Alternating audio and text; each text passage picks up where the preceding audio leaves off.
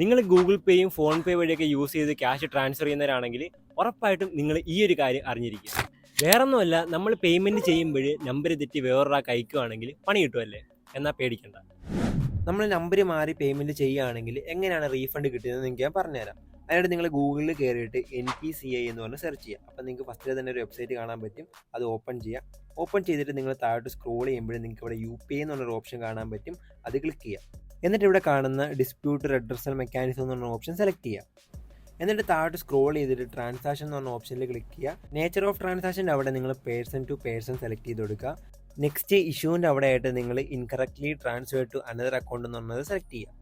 എന്നിട്ട് കമൻസ് ഒക്കെ ചോദിച്ചിട്ടുണ്ട്, എന്താണ് സംഭവിച്ചതെന്നും transaction ID, bank name, UPI ID, എത്ര എമൗണ്ട് ആണ് നിങ്ങൾ സെൻഡ് ചെയ്തതെന്നും എല്ലാ കാര്യങ്ങളും നിങ്ങൾ ഇവിടെ എൻ്റർ ചെയ്ത് കൊടുക്കുക. ലാസ്റ്റ് നിങ്ങൾ പേയ്മെൻറ്റ് നടത്തിയതിൻ്റെ സ്ക്രീൻഷോട്ട് കൂടി നിങ്ങൾ ഇതിൽ അപ്ലോഡ് ചെയ്ത് കൊടുക്കുക. അപ്പോൾ നിങ്ങൾ എത്ര എമൗണ്ട് ആണ് നിങ്ങൾ പേ ചെയ്തത് ആ ഒരു എമൗണ്ട് നിങ്ങൾക്ക് റീഫണ്ട് ആയിട്ട് കിട്ടും.